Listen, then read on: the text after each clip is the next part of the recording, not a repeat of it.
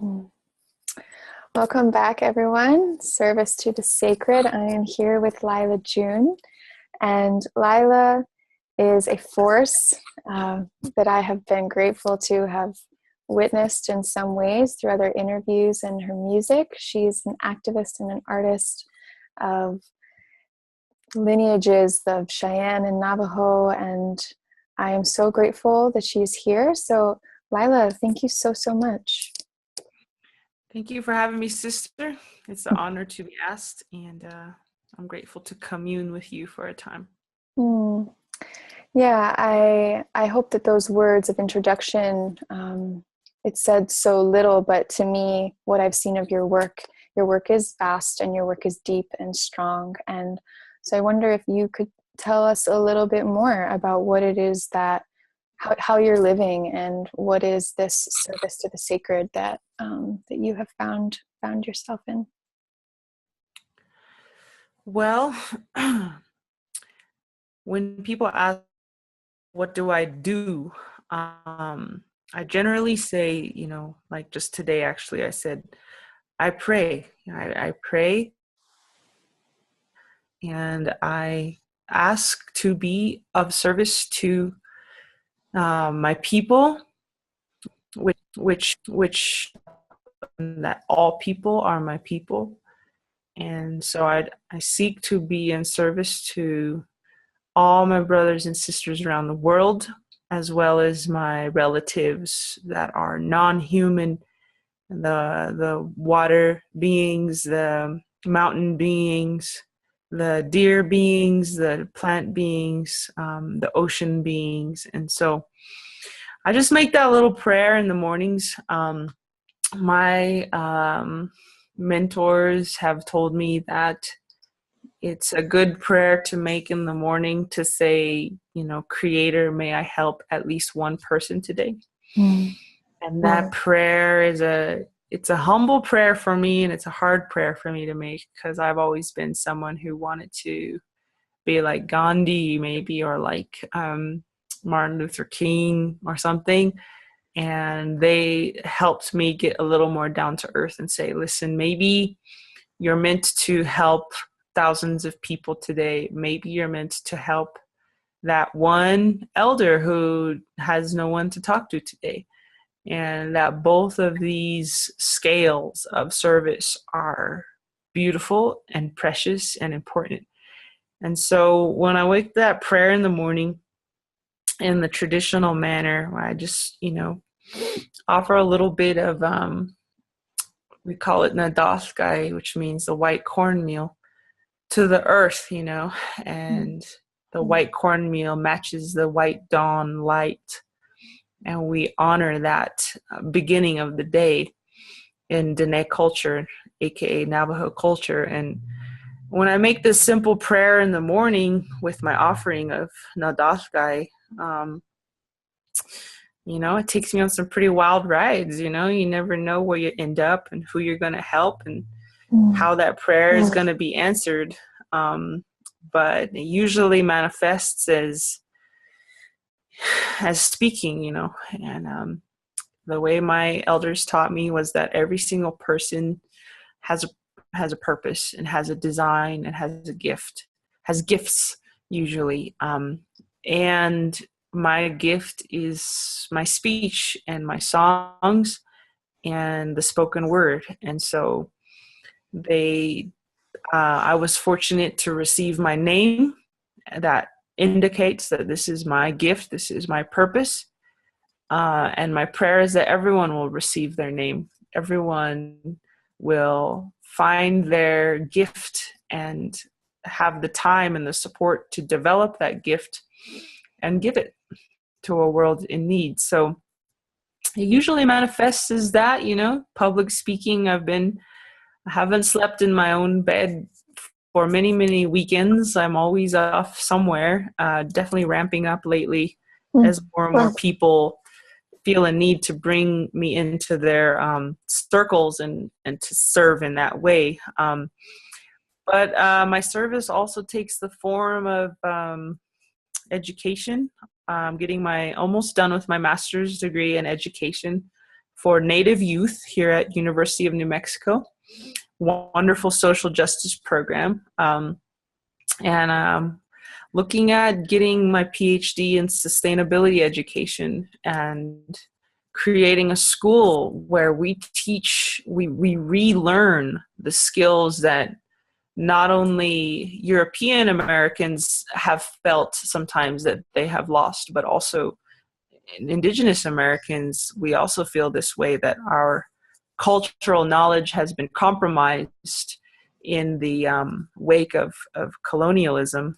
And so really rekindling those teachings. And I like to pray. I like to, do that kind of service, but I also like to move and act and make tangible physical difference as well. And so that involves preparing us for a very challenging couple of centuries where a lot of things are changing in terms of how we're going to eat, how we're going to move, how we're going to clothe ourselves, shelter ourselves. All of these things are going to be changing very quickly in the coming decades. And so my tangible service is to prepare us for that in a way that's joyful, in a way that's beautiful, in a way that helps us to be leaders of the world, as Indigenous peoples and as Americans, if you will. So that's sort of a little tidbit on, I guess, the way I try and serve and the way Creator has answered my prayer to be able to help at least one person today, there's a lot more I could say. I think I lead a very multifaceted life. I've never been able to choose which path to take. I always can never choose a genre of music I wanted to produce. I always flip between genres and flip between skills, and I wear many hats. I'm an anthropologist. That's what I studied in my undergrad at Stanford, and I'm educator, and I just do a lot of event production and whatever I feel like doing, but the underlying prayer is always the same. It is to be of some service to our people, all people. So I want to just go ahead and dive in really, really deep with you right now, because something you said reminded me of your interview on Meredith Brahms' Rising Women Leaders podcast, where you shared your story of survival, from drugs and alcohol and generally just harming yourself and harming others. And it was this beautiful prayer circle that really helped you connect to spirits and ancestors. And I'm paraphrasing the situation, but there was an element of like ancestors that you talked about from Mary Magdalene, Christ consciousness type of figures. And you said something about the cornmeal and the white light that you and your people pray to, connect with. And I have been noticing this, or just been curious about this theme of the white, the white light and this divinity, and that's how we conceptualize it, and how much that can be connected to dominance and decolonization of whiteness, decolonization of everything else, so that whiteness is even more dominant. So, yeah, what comes up for you around that as I bring that up? It's a very interesting question. I don't think you're the only one who has pondered it. Well, okay, in Dene philosophy, everything happens in fours. Everything. Well, not only in Dene philosophy, but just if you look around in nature, no matter what culture you are, you'll see there's 4 seasons. There's 4 stages of life. There's and one of the things we recognize is the 4 times of day. And the first is called Hayot Kath, and that's the white dawn light. The second phase is called Nodot Ej, which is the blue noon light. The third is Nohotsui, which is the yellow evening light. Mm. And the fourth is Chahashel, Nehemasane Chahashel, which means our grandmother darkness, or nighttime. And all of these times are honored as sacred. And I heard one Dene elder explain that the white, yellow, blue, and black signify the races of humanity. And obviously this is kind of a broad categorization, but the European brothers and sisters, the Asian brothers and sisters, the African brothers and sisters, and the dotege, like this kind of blue, you know, this is our turquoise. That's us, you know, the peoples of the Americas, because we associate with that blue turquoise. And I've heard the same about the Lakota medicine wheel, which has red, black, white, and yellow. So I just thought I'd point that out, that this white light, you know, is one of many lights in Dene philosophy, and that there's room for everyone to be honored as sacred. So there is a perfect equality in that, where no time of day is more important than the others. They are all needed to bound time and space so that we can have times to pray at every stage of the day. And so our understanding of time is not like a clock, like we understand it, but it's rather times that you pray. And everything is bound by prayer, and everything is cradled by prayer.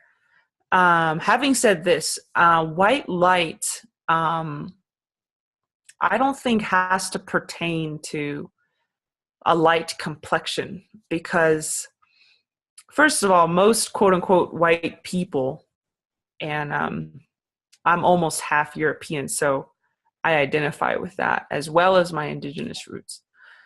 They're not actually white. They're kind of more pink or tan.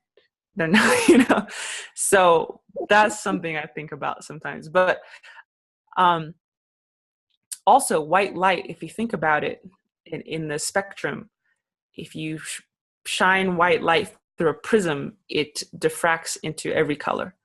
And so to me, white light actually signifies inclusion of every color. And so white light has a healing effect, because it soaks you in every wavelength and every healing color. It's sort of the combination of all those things. So it contains all those things.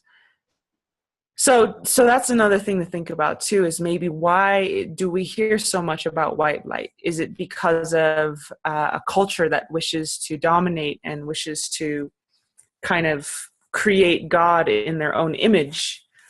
Or is it a very real physical phenomenon where white light is actually what comes from the sun, and it's what creates rainbows, and it's a very real medicine that we experience every day when the sun comes up. So those are some musings I have on that question there, and I think it's important to, especially as European Americans, to not get too down on ourselves, even when the whole world is telling us we're guilty and the whole world is judging us. And I say us because I do identify as almost half European, you know, and I honor that part of my lineage. And so it's like in Germany, after World War II, the Soviets moved in and they systematically raped all the German women. And at this point in time, Germany was not allowed to grieve these rapes because they were the bad guys. They were the Nazis. So therefore, you don't get to complain, you don't get to grieve, you don't get to honor what has happened to you. And so similarly, I think in the United States, we've reached this point where because European Americans are so bad and because they enjoy so much white privilege, which is true, and yet at the same time, we're all human, and we can't let the illusion of racial hierarchy, because the truth is there is no hierarchy. We are truly all equal. So we can't let this illusion of white supremacy gain a footing. And I have this argument with Dene people all the time when I've said we should not call white people white, because that is effectively erasing the rich cultural background that we each come from, because we're not white. We're Polish, we're Hungarian, we're Tuscan, we're Basque, we're Welsh, we're all these different things that before the colonization of Europe had a paganistic culture and honored the goddess and had a huge, beautiful earth-based culture. If we look beyond that thin wall of time that dominates our understanding of Europe, like King Louis, Napoleon, blah, blah, blah, that's not Europe. That's traumatized Europe. True Europe lies in the effigy that they found in German soil when they carbon dated it was 40,000 years old. So that's true Europe. We have to go back tens of thousands of years, not thousands. Anyways, if we say white, oh, you're white, you're white, you're white, then we are effectively erasing the cultural nuances and the lineage and the heritage and the culture that Europeans come from. And so one of my contemporaries, who I often have very healthy debates with, he's like the Malcolm X to my Martin Luther King. We always are arguing. He's a Dene man, and he said, well, you can't just stop saying white, because then you are effectively erasing the reality of white privilege and white supremacy and blah, blah, blah. And I said to him, how can we fight something that doesn't exist? In the same breath, you're telling me that whiteness is a social construction, that whiteness is a myth that was created to put certain people above others. And at the same breath, you're telling me to keep using this word and keep invoking it and keep believing in its lie. So his argument was contradictory. And so my goal in my work is to relieve pain, to relieve suffering, and to relieve guilt, because guilt is not from the creator. Guilt is from the other side. It's from the dark, and it is designed to keep us down. It is designed to keep us from fully realizing who and what each of us truly are, whether that's guilt for committing a crime, or that's guilt, as in my case, for being a drug dealer for many years, or whether that's white guilt. All of these forms of guilt are meant to hold us down. And it is incumbent upon us as Indigenous peoples to forgive and release that burden of guilt so that we can walk freely on this beautiful, sacred Mother Earth. So that's a very long-winded answer or attempt at an answer to your question and your musing. But I think the essence of what I'm trying to say is that we need to honor every cell of our being, no matter who we are. And we need to affirm the truth of equality and affirm the truth of the beauty of diversity. Mm-hmm. And when we affirm this, everybody wins. There's really nothing wrong with doing that. Mm-hmm. So if we can keep our mind on that, we can implicitly dispel and negate all these other horrible illusions that have hurt many, many people. Yeah, thank you so much. I wonder for you in your own path, how it has been to be, to have these multiple identities, Mm-hmm. and especially, the identity of Indigenous that has been so deeply oppressed. Mm-hmm. How did you come to a place of knowing your own sacredness? Because I feel like it's important for us to know our divinity and to access that before we realize how worthy we are to be in service with our gifts that Creator has given us. Yeah, that Yes. truer words were never spoken, at least as it relates to my experience. So two things. I'll address your first question, which is sort of like, how do I honor my divinity as a half red, half white woman? These two cultures are known for their very intense cultural clash, for their very intense, bloody, tragic connection. And obviously, the Europeans are illustrated as the bad guys, and the natives are illustrated as the good guys, which at face value is true. But if you look deeper into what the European experience was and still is, you start to see that Europe was colonized in the exact same way as Turtle Island. The reason I say this is because in the 1920s, if you were caught speaking Welsh, you would have a wooden block tied to your neck that said WN, and you would have to wear it. And it stood for Welsh not. Mm. And the only way you could get it off of your neck is if you caught another person speaking Welsh, and you would have to put it on their neck. And so this is the suppression of the Welsh language. You also have another parallel, and obviously the suppression of Indigenous languages happened in the boarding schools in Turtle Island. You also have the parallel of epidemics. In Turtle Island, we had massive epidemics. 98% of the population, more or less, was decimated through various diseases. And my mentors tell me it wasn't the disease that killed them, it was the fear. And the disease was just a manifestation of the fear. Mm. But in Europe also, you have the bubonic plague, which killed off 2/3 of Europe, they estimate.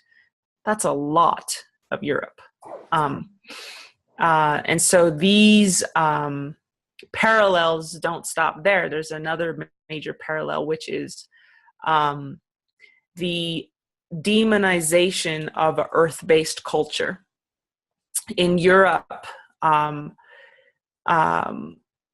the cultures and the villages that honored the feminine, honored the earth, prayed with stones, revered the earth, respected the earth, they were persecuted as witches. 6 to 9 million women were burned alive, drowned alive, raped, beaten, or tortured. And you also have the phenomenon where these very well-intended cultures were labeled as devil worshippers, which any Native American that will sound very familiar because we were called devil worshippers as well. And so this is how I found peace with my hybridity, is that I do not carry the blood of a conqueror, European colonizers. I carry the blood of a conquered people who then decided to conquer others and perpetuate that cycle of violence. And so I have a patience, and I have an understanding and a forgiveness for European colonizers, because I have researched the story of Europe and how it is a very challenging story. It's even more bloody than what we experienced on Turtle Island, if you can imagine that. It's very hard. Um, so just having compassion for every part of myself and all of my ancestors, whether they were the colonizer or the colonized, realizing that if I really want to stop the cycle, if I really want to stop it dead in its tracks with my life and my body, then I must love myself. I must forgive. Furthermore, a really important point is genetic diversity. Mm. I used to feel sort of like less of a person because I was only half Dene. I was only half Navajo. And my elders told me, look at our churro sheep, because we have sheep. And they said, you know, we had desert sheep before the Spanish came. And these desert sheep, they mixed with the Spanish sheep and they gave rise to the churro. And the churro sheep is the most prized sheep we have today. Mm. And they said, this sheep is like you. Mm. It's strong, it's hardy because of its genetic diversity. Genetic diversity is good. This is a good thing. And they said, you're not a half breed, you're a hybrid. Mm. Your hybrid nature makes you strong. Your hybrid nature makes you beautiful. And we are all hybrids of some form of another. Mine is more apparent because it's so different, but we're all hybrids of different lineages at this point, most of us on this continent. You know, maybe we're part Polish, you know, Tuscan, Ojibwe, and, you know, God knows what else. Sometimes we don't even know. But that hybridity is a blessing. And so to honor all the rivers that flow together to make you who you are brings me to your second point, which is we must know our divinity in order to give ourselves the permission and in order to know we are worthy to be that servant. Right. Truer words were never spoken to me because I, like I said, was a drug dealer and I wasn't doing much good for the planet. And I would still be in that state of just complete self-loathing, which was engendered by a lot of sexual abuse, by the way, and complete apathy for the world's issues, because I didn't think I was worthy of serving Creator. Creator is sacred. Creator is pure. Creator is wonder. Creator is the source of all life. How could someone as wretched as me, who has sold so much drugs just so I could get an extra $20, how could I serve something as great and pure and powerful as Creator? That's how I thought. Right. The forgiving force. Creator is always opening that door, always, every moment of every day, saying, if you want to come back home to me, I will welcome you with open arms. No matter what you've done or what people have done to you, I know your story better than you do. And I know that you are worthy of serving me. And so once the ancestors helped me see that, then it was like, okay, I gave myself permission to jump into that position of service. And there's been no greater high. I've tried a lot of drugs. I've tried pretty much everything you can think of. There's no greater high than serving Creator and knowing that you're worthy of doing it and forgiving yourselves and giving yourself a tabula rasa, a clean slate to walk out and serve in all of your glory and all of your humility and all of your imperfection and all of your beauty, and giving it a shot each and every morning. So that's what comes to mind when you talk about those very important questions. Yeah, thank you. Yeah, I was recently teaching my students is, you know, if we don't believe that our body is a sanctuary, how can our divinity, our divine work be expressed through us? It really starts with knowing that our body is that sanctuary for Creator. Exactly. Yeah, I'm your story, your story of, getting sober and, choosing no longer to harm yourself and others is one of the most touching stories I've ever heard. Mm. And I I think we're going exactly where we need to go. But I really want to encourage people who are listening to listen to your full story over on the Rising Women Leaders podcast. It's life-changing, I think, for everyone to listen to. So Mm. thank you so much for telling that story. Mm-hmm. And what kind of message do you have for people who are on that edge, where they don't know or they've never experienced their own divinity? Where would you guide them to, whether inwardly or outwardly, into seeking that and nothing else? Yeah. Well, there's a process to it. The first step is when Creator finds a way to give you a moment where you can feel, Mm-hmm. where you can feel him or her, or however you say it, where you can actually feel Creator and his grace or her grace. And once we have that moment, the second step is we shut down and we say, oh, no, I'm not worthy of that. I'm not worthy of that, which is what I did. I said, oh, no, And then the third step is if Creator has the messengers available, he'll send them to you to say, no, you are worthy, and here's why. Like, for instance, for me, when I was 16, I had a boyfriend who was 21, and he kind of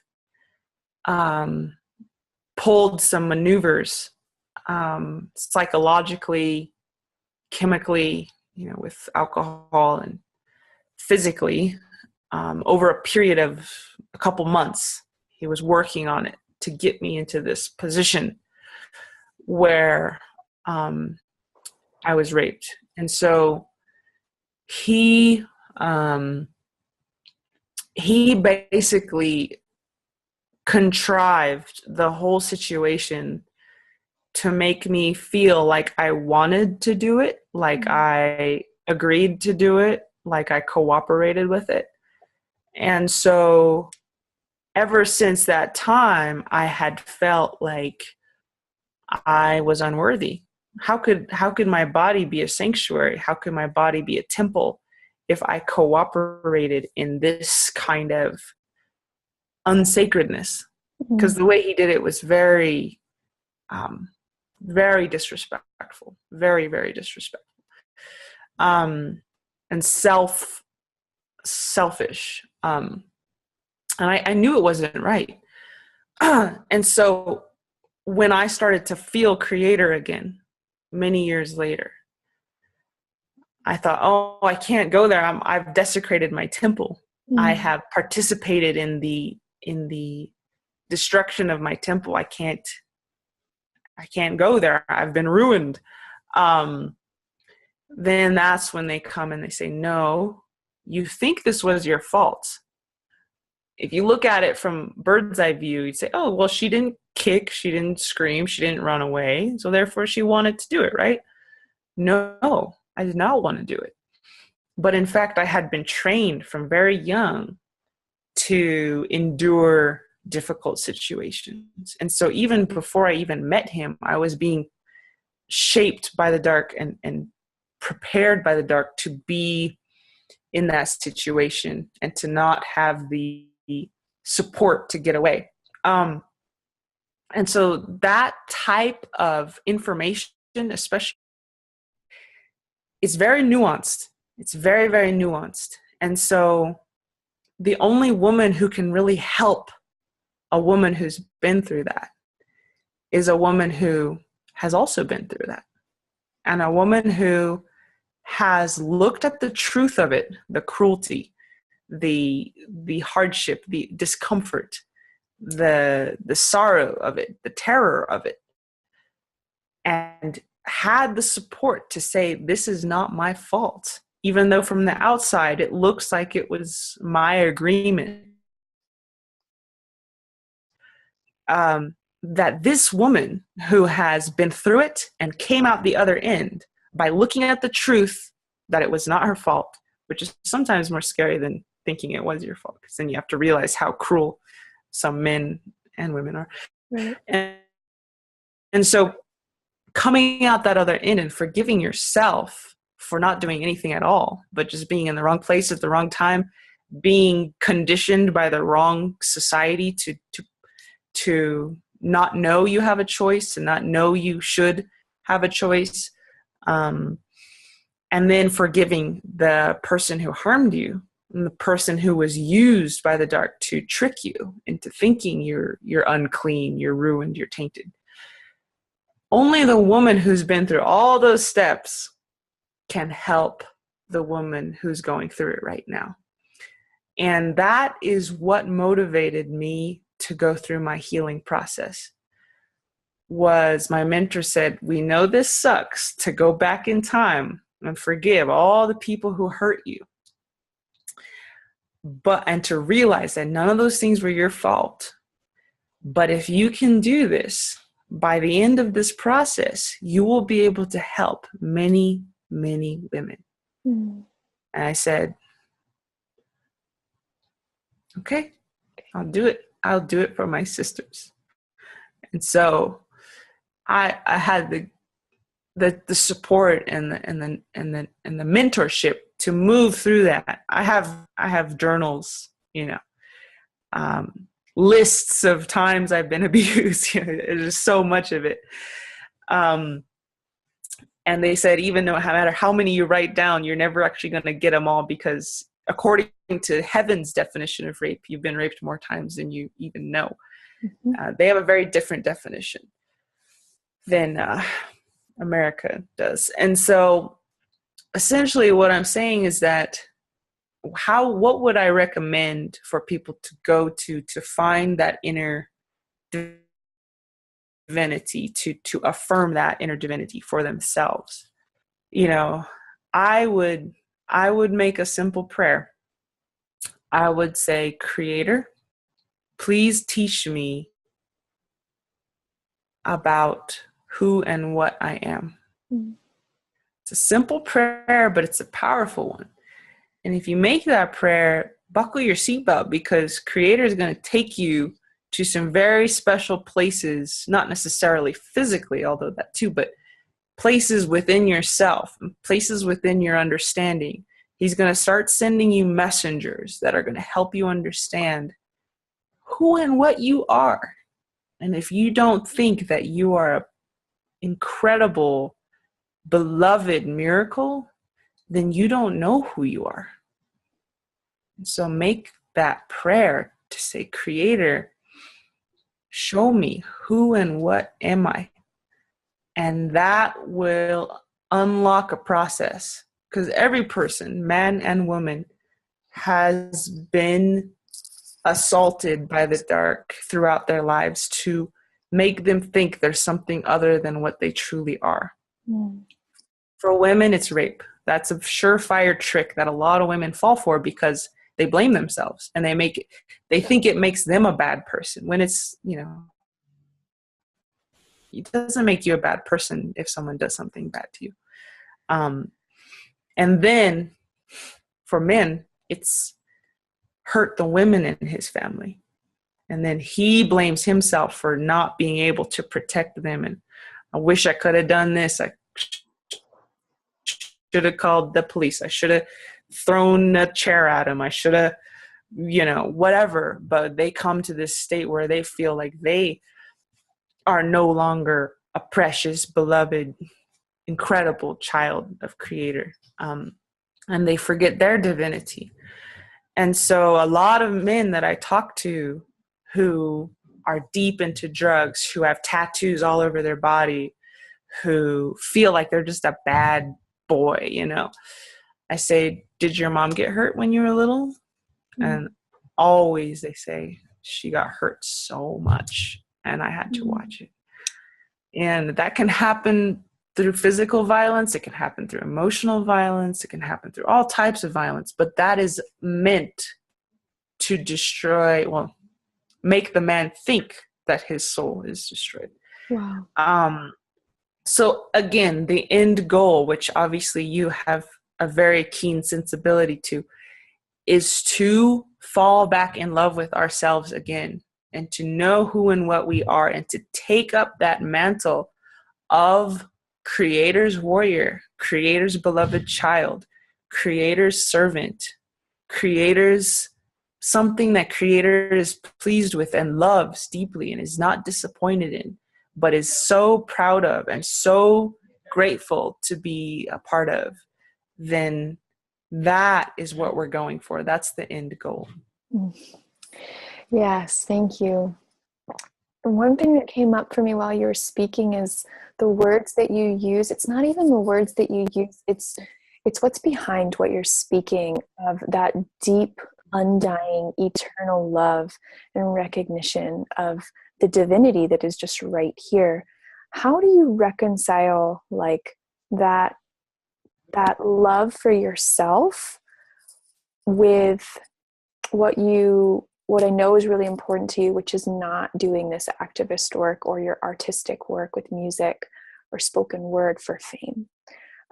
So it's like, how do we find this balance between like loving ourselves enough to serve the sacred and not getting, too high in our ego or, something like that? How do you work with that? That is a very sophisticated question, I think, because it's something that I think we all struggle with. So I don't know about what people think about zodiacs or something. I'm not too into them, but it is funny how they match up sometimes. As a Leo, this is a question I've had to battle with for a long time because our planet is the sun, and we like to be the center of attention. We like attention. We like to give light. We like to, and yet in theory, we have this nobility to us that we like to serve. We like to be a warrior. We like to be a nourisher. And so the Leo's task, and I think everyone's task, is to humble yourself enough so that you can be a brilliant star. Because when you are arrogant, your light disappears. When you're humble, your light shines. And so it's like they say in the Bible, the first shall be last and the last shall be first. In a sense, she who humbles herself and bows the lowest is in a more universal sense elevated the most, because and that's how Native American cultures were. The coolest chief was the one who gave all her stuff away, who was so generous, who was so nourishing, and who didn't have a lot of wealth accumulation. And everyone was striving to meet that. It was a competition, just like capitalism is, but it was the inverse. Wow. Who can be the most selfless? Who can be the most kind? Who can be the most brave? Wow. Who can be the most serving? And it was a fun competition because you didn't rank each other. You just were always trying to develop yourself in that regard. And so when I was 16, I started to kind of become well known in my hometown for my poetry. Actually, I was 14, sorry. And I started going in magazines, national magazines, winning national competitions, because I used to do that slam. I used to be in the newspapers on the front page of whatever entertainment, and it was very intoxicating. I'm not going to lie. It was very exhilarating as a 14-year-old. Kind of wants to keep it going. You kind of want that attention and that praise. And so I tried to write poetry for that reason. And interestingly, that's when my poetry started to really go down the drain, because it was no longer written in the spirit of service. Mm. It was written as a lust for fame. And it imploded in itself.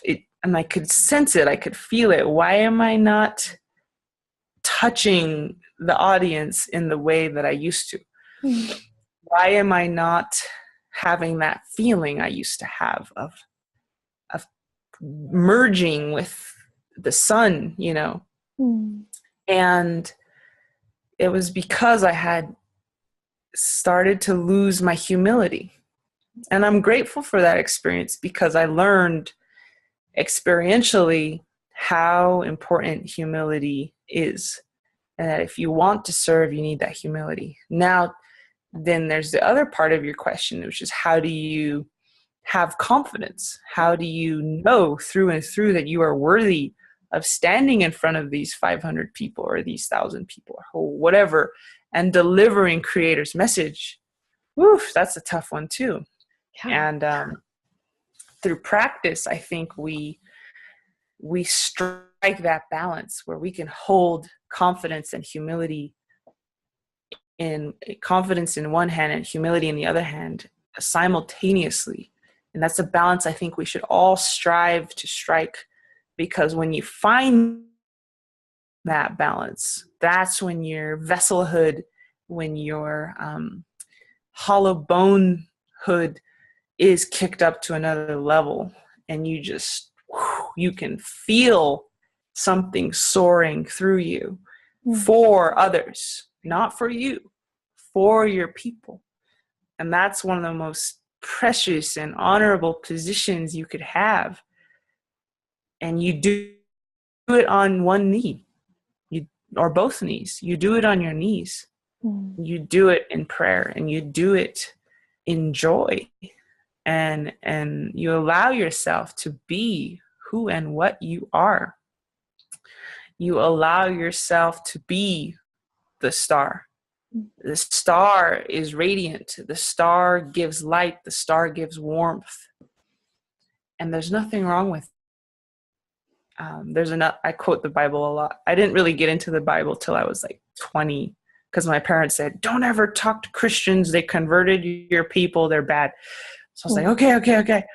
But then when I started cracking open the Bible, there were some cool stories in it. But one of it was, if Creator had a lamp or a lantern, would he put it under the covers? No. The lantern exists to shed light. He would put it on a high stool. And so it is with each of our lights. Our lights are not there to be smothered in fear of being arrogant. Our lights are not there to be hidden because we're scared we're being unhumble. Our lights are there to shine for all things. And my shining doesn't impede other people's shining. Some people think it does in a zero-sum capitalistic world, where it's like, oh, she's shining, I better cut her down so that I can get ahead. But in reality, her shining inspires my shining, and my shining inspires her shining. And all of our shining inspires his shining, and our shining is meant to shine together.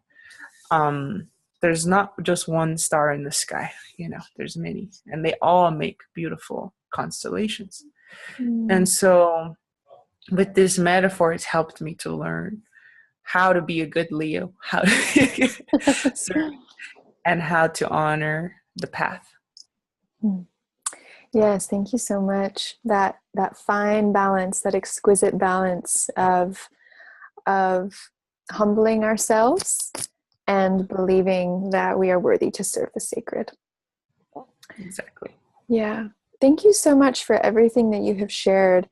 And I can tell that there's just so much more, that could and would come through you. But I wonder if you would lead a prayer um, for this bringing of heaven to earth through each and every living being, knowing their divinity and having the courage to share, to use their gifts, big or small, and the humility to do it in a good way. Absolutely, sister. So, in general, the prayers are not recorded, but I understand that this is a unique situation. And I understand that in this time, we need to be flexible to be able to help the people who need help. Mm. And so I'm okay with that. Yeah.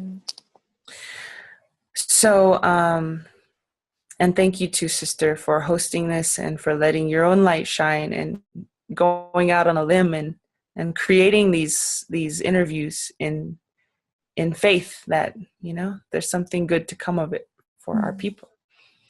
Okay.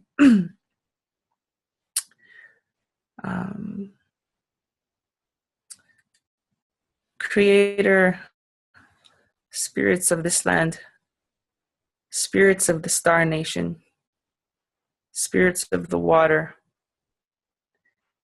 and creator, source of all life and existence. We ask you humbly on this evening that these messages and these words might find the right ears. We ask for these messages and these words to find our sisters out there and our brothers out there so that we may help them understand that not only are they not alone, but they are deeply and vastly supported by their brothers and sisters here in this interview and around the world, and that we are deeply and vastly supported by a great number of ancestors and beings who may not have bodies but are people nonetheless, who care about us, who love us, and who give us the tools we need to navigate a world that is uses its free will to harm others and harm the earth. We pray for the ability to pray for our perpetrators, if you will, our people who are brothers and sisters who harm us, who harm the things we love. Let us not fall into a similar behavior by returning their hatred with more hatred. Let us return their hatred with love and respond to that with a prayer for their return home. And with always, like you have, an open door for them to come back home in the cradle of forgiveness. And similarly, we ask for us to be protected and at a distance from those who are willing to harm, so that we do not get caught in the crossfire, Creator. We ask you to protect all of our brothers and sisters around the world. And we ask you to protect our waters, to protect our soils, our air, our brothers and sisters who live in the oceans.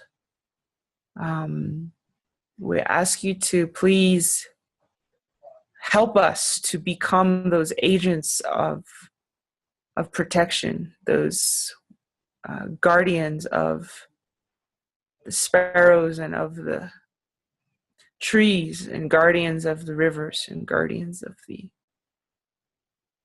the air and the water.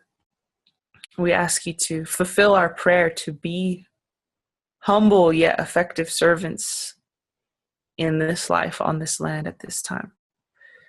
And we ask you to please use us to create the healing and the solace that so many people need right now.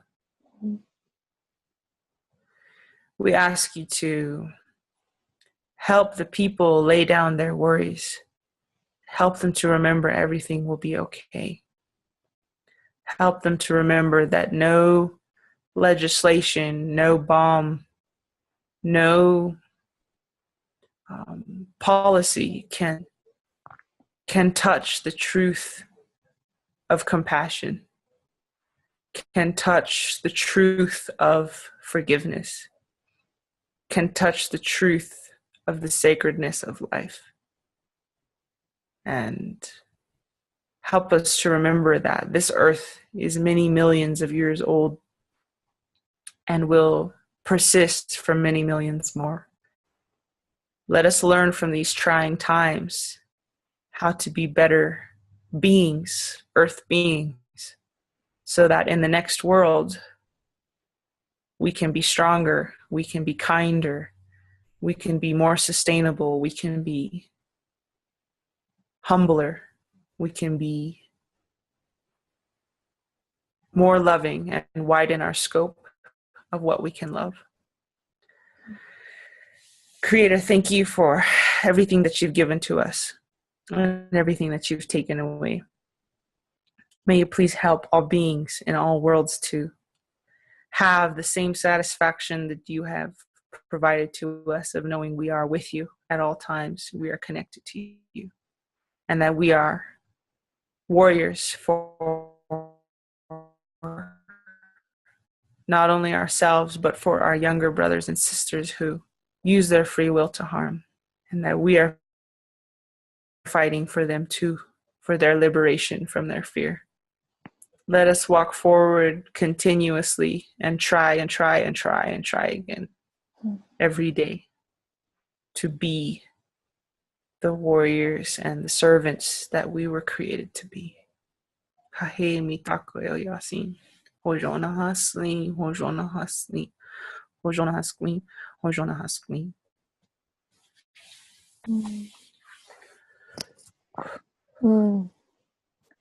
Oh, Ashe, amen. Thank you so much, Lyla. Thank you, sister. Thank you for everything. Yeah, how can we support you? How can we see more of what it is that you're doing? I know you have recently had a big article in the paper. I know that. How can we support you, and how can we find more? Yeah. Well, my website is www.sodizen.net. That's SOD as in dog, I, Z as in zebra, IN as in Nancy, .net. Sodizen. And in terms of support, your prayers are just so wonderful and so helpful. And that's really the most I could ever ask for, and all I really need to ask for. Prayers for strength and prayers for sleep and prayers for balance in my life. I'd say another way to support is just to look in your own backyard and see which indigenous groups live there and ask them, how can I help? How can I serve? I see you. I witness you. I witness the struggle you've experienced. I witness the struggle of your ancestors. I witness the struggle you are currently battling now. How can I be of service to you? I think that will greatly help in the healing of this land. So that would be a main way. Thank you so much, Lyla. Your words have been really touching and inspiring, and my deepest thanks for all the work and the healing that you've done to be able to be this powerful vessel, this clear channel. It doesn't go unnoticed. Thank you, sister. I appreciate it. Right back at you. Okay, get some sleep. Take care of yourself. Okay, thanks, sis. Talk soon. Bye.